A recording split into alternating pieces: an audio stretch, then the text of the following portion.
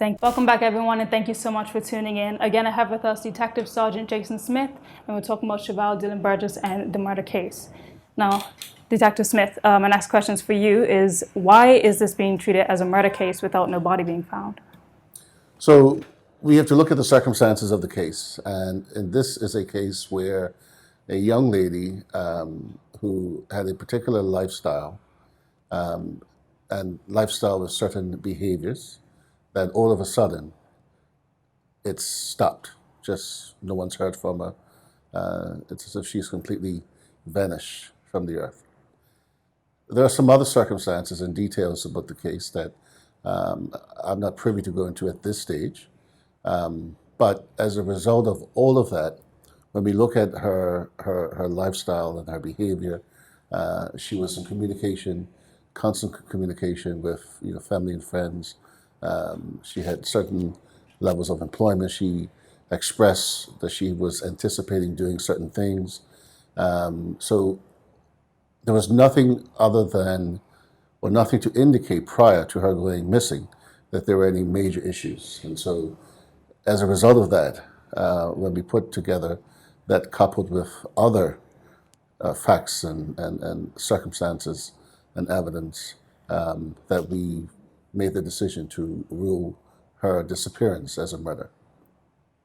Now, you stop me if I'm wrong about things, because I don't know too much about the case moving forward when someone is arrested, and whether or not you guys will still pursue to charge someone for murder without finding a body.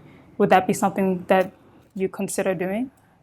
Well, what will happen is when the appropriate time comes, we will prepare a file for review by the Department of Public Prosecutions, and ultimately they make that decision on whether or not someone will be charged or not. Okay. Now, we know at this time there's still a $50,000 reward for Chavelle. Has there ever been a reward that high before in Bermuda? We have had rewards in the past, in particular for cases of murder, and I can think of a few. As to the exact dollar amount, I'm not quite sure whether or not this is the highest, but I do know that there have been there are several cases where we have offered reward money for information that leads to the arrest, in this case, the discovery and recovery of her body. So it's not uncommon. Okay. Well, it's not uncommon. Can you tell me, possibly, if you would know, would someone actually what's the likelihood of someone getting convicted without a body being found? Well, again, I think we'll leave that up to the prosecutors. As a detective, as a police, our job is to present the evidence. So we go out, we investigate, and we present the evidence to the DPP's office. And then they'll take the matter if they feel that there is sufficient evidence. They will recommend an approval charge, and it will go before the courts. And then there will be, if there's a trial, the person will be judged by a jury of their peers. And so that's the process. So we just have to do our part in gathering the evidence and presenting it, and then let the prosecutors make those decisions on how we go forward. Okay.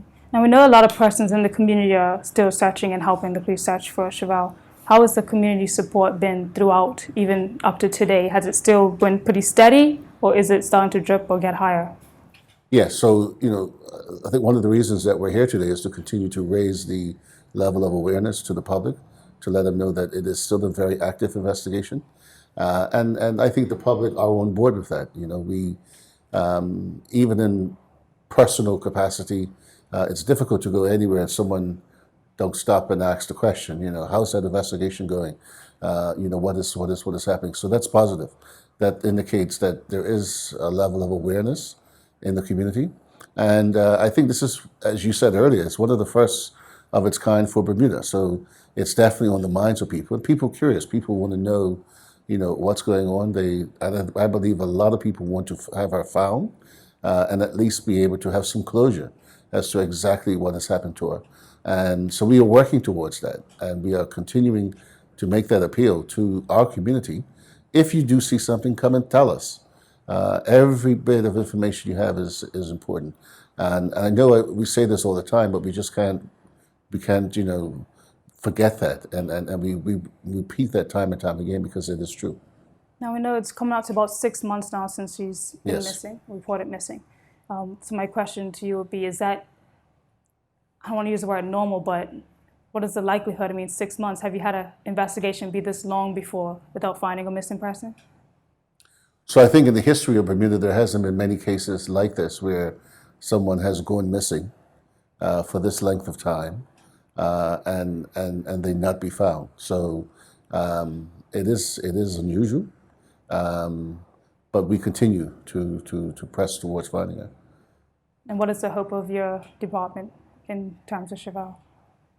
Well, every day that goes by, we remain hopeful that we will find something that will be able to bring closure to her family and to our community, because I think this has now become a community sort of effort as well. It's almost like a community investigation because there's such a high level of interest in the case.